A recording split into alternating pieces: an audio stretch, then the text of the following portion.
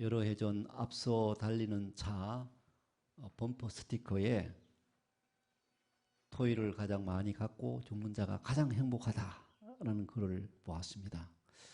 세계에서도 많이 읽히는 포춘 매거진 행운이라는 잡지 기사에 요즘 보면 세계에서 가장 행복한 회사 100곳 이런 기사도 나와 있고, 또 사업에 크게 성공하면 가장 행복하다라는 그런 어떤 의미를 전해주고 있는 듯합니다.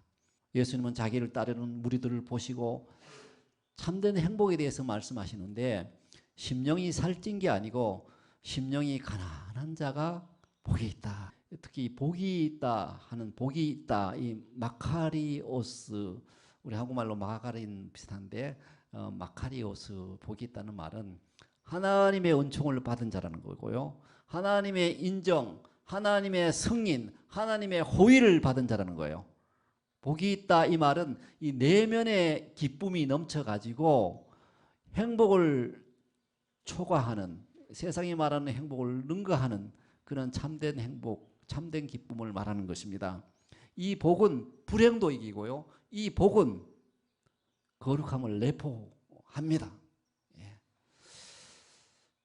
복이 있다, 이것이 이제 하나님의 은총 안에 거하는 것인데, 세상에 뿌리를 내리면 돌밭에 뿌려진 씨앗 같아서 해가 나면 말라 타버립니다. 그러나 우리의 생명의 원천인 예수 그리스도 안에 우리가 뿌리 내리면 죽어도 살고 살아서 영원히 죽지 않는 영원한 생명을 가지게 되는 것입니다.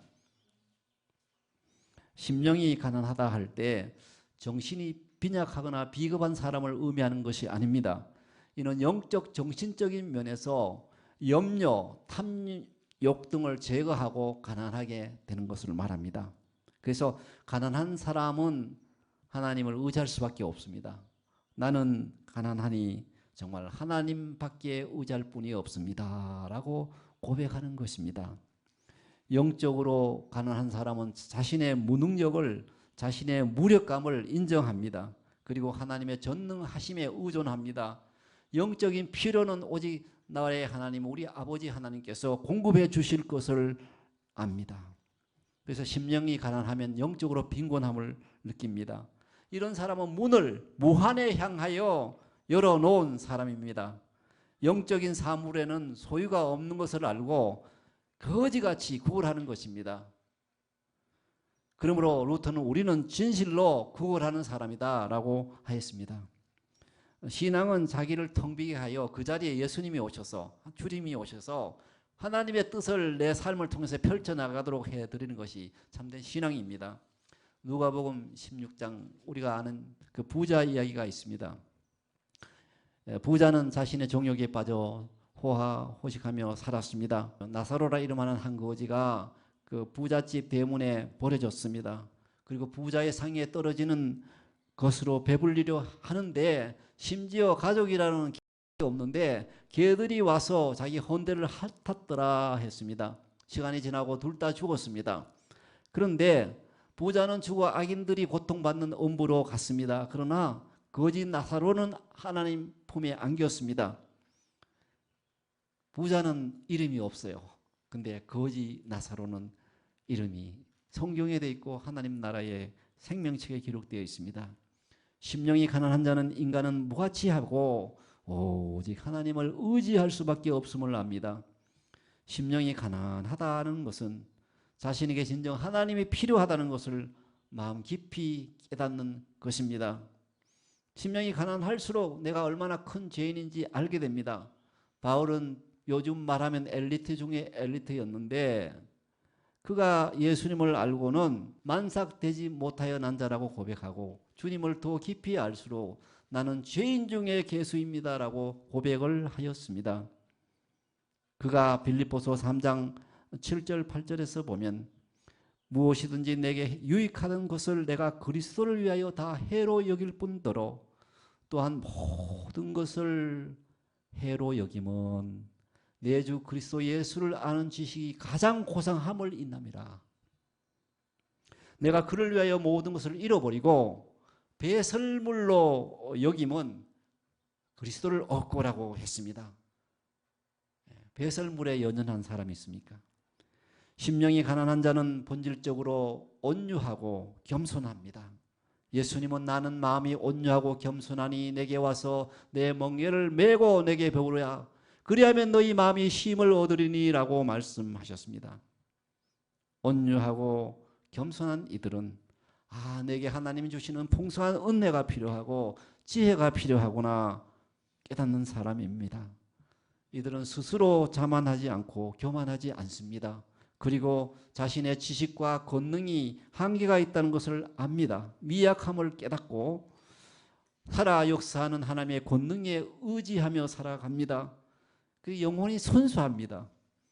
이것은 성령님의 역사로 심령이 가난하게 될 수가 있는 것입니다. 심령이 가난한 자는 자신의 죄를 통회하고 회개합니다. 진정으로 회개하는 자는 복이 있는데 하나님이 이들과 함께 하시기 때문입니다. 이사야서 57장 15절에 지극히 존귀하며 영원히 거하시며 거룩하다 이름하는 이와 같이 말씀하시되 내가 높고 거룩한 곳에 있으며 또한 통회하고 마음이 겸손한 자와 함께 있나니 이는 겸손한 자의 영을 소생시키며 통회하는 자의 마음을 소생시키려 함이라고 하였습니다. 누가복음 18장에 보면 두 사람이 성전에 기도하러 갔는데 한 사람은 세리고 한 사람은 바리새인입니다. 바리새인은 하나님 내가 일주일에 몇 번씩 금식 기도하고 11조도 하고 구제도 하고 저 세리와 같지 아니함을 감사합니다. 그러나 세리는 멀리 서서 감히 눈을 들어 하늘을 쳐다보지도 못하고 계속 하나님 앞에 고개를 숙입니다. 계속 가슴을 치며 하나님이여 불쌍히 여기소서 나는 죄인입니다 라고 진실로 진정으로 하나님 앞에 회개했습니다.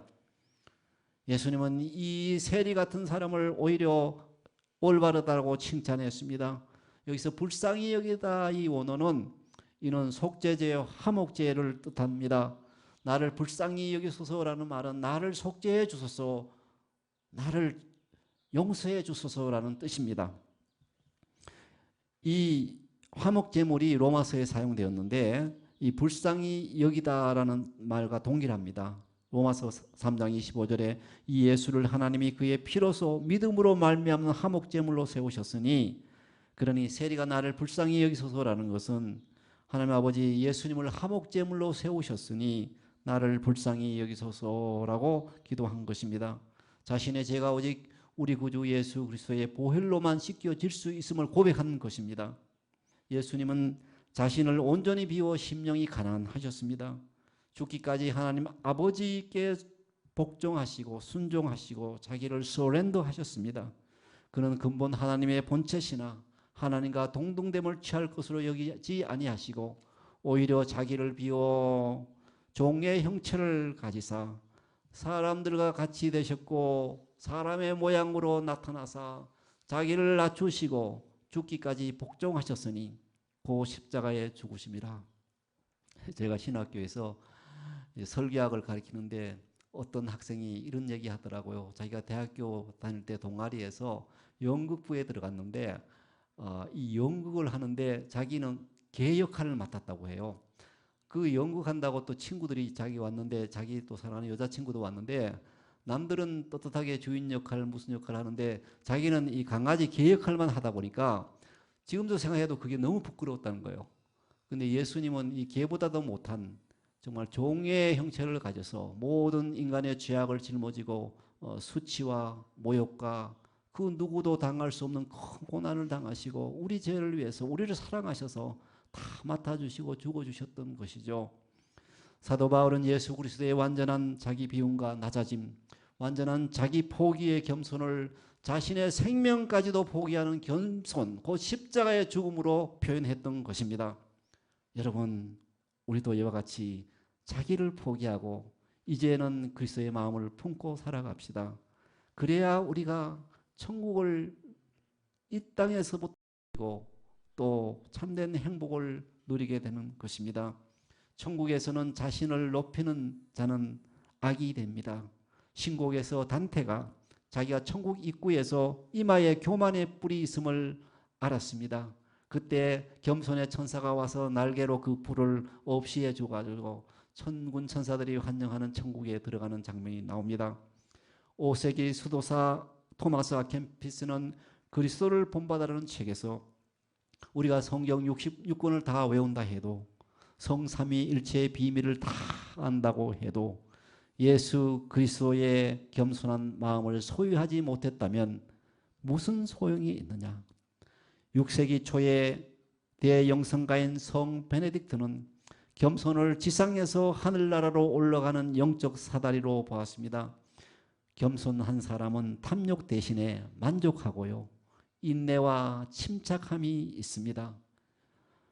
12세기 성 버나드는 겸손은 진리다라고 하였습니다. 왜냐하면 자신이 곧 진리라고 하신 예수 그리스도께서 겸손 그 자체이셨기 때문입니다. 그러면 심령이 가난한 자가 받을 복은 무엇입니까? 심령이 가난한 자가 누리는 복은 이 땅과 비교가 안 되는 천국을 소유하는 것입니다. 심령이 가난한 자는 복이 있나니 천국이 저들 것임이요라고 했는데 여기서 천국이 저들 것이다 이런 동사는 현재 직설법 능동태입니다. 이것은 지금도 이 천국을 소유하고 체험하고 그리고 천국에 들어가서 영원히 누리게 될 천국이라는 뜻입니다. 이것은 언제나 타당한 진리라는 것이 이 문법에서 말하고 있는 것입니다. 천국은 넓은 의미로 현세에서 그리스도인들이 누릴 모든 특권을 말할 뿐더러 영원한 내세의 축복을 포함하는 것입니다. 이는 하나님의 긍휼하심에서 나온 선물인 것입니다. 천국은 사람의 노력에 대한 대가와 보상이 아닙니다. 이는 심령이 가난한 자에게 주어지는 복입니다. 예수님께서 우리 안에 사실 때 우리는 천국을 소유하고 천국의 자유를 체험하며 살아가게 됩니다. 여러분, 주님 안에서 이제 순수한 온유와 결단력 있는 각오를 가지고 우리의 심령도 온전히 가난해집시다. 그래서 천국을 이 시간 맛보시기를 바랍니다. 우리가 아는 아시시의 성 프란시스코는 자신이 가진 모든 것을 이웃에게 주고 버리고 그리고 예수 그리스도의 발자취를 쫓아갔습니다. 누구든지 나를 따르려거든 자기를 부인하고 자기 십자가를 지고 나를 쫓으라는 주님 말씀 그대로 살았습니다. 그래서 교황들이 가장 싫어했던 사람이 성 프란시스코라고 해요. 그렇게 살기가 너무 힘들었기 때문에. 근데 그가 그때 1200년도에 예수님을 흠모하고 사랑하고 자기를 버리고 오직 주님의 마음을 품고 주님의 성전을 주님의 교회를 위해서 헌신하고 자기의 모든 것을 바쳤을 때 그를 따르는 많은 무리들이 모여서 성 프란치스코를 형성하게 됐는데 지금 세계 곳곳에 왕성하게 이 프란치스코가 주님의 영광을 위해서 일하고 있다는 것입니다. 그는 죽기 전 2년 전 아시시에서 약 100마일 떨어진 한 적막한 산 라베르나에 집거합니다. 거기서 올린 그의 기도는 그가 누구이고 왜 그렇게 역사에 큰 충격을 주었는지를 알려주는데요. 오 주님, 제가 죽기 전에 두 가지 은총을 주소서. 당신의 극심한 순환의 고통을 모두 가능한 온전히 그리고 개인적으로 제가 체험하게 도와주시고 그리고 우리를 위해서 당신 자신을 희생하도록 움직인 그 사랑을 나도 주님 위해서 체험하게 도와주시옵소서. 그렇게 간절하게 하나님을 포옹하는 온전한 사랑으로 주님께 고백하니 예수님의 손과 발에 그리고 허리에 있던 상처가 그의 몸에도 나타났던 것입니다. 사도 바울이 내 몸에 그리스도의 흔적을 가졌다고 했는데 온전히 예수님의 발자취를 따르고 순수하게 겸손과 온유함으로 자기 자신을 주님을 위해서 던졌던 이 프란치스코의 몸에도 예수 그리스도의 흔적이 나타났던 것입니다. 프란치스코는 임종시에 말했습니다. 나는 해야 할 것을 다 이루었습니다. 그리스도께서 여러분이 해야 할 것을 가르쳐 주시기를 바랍니다.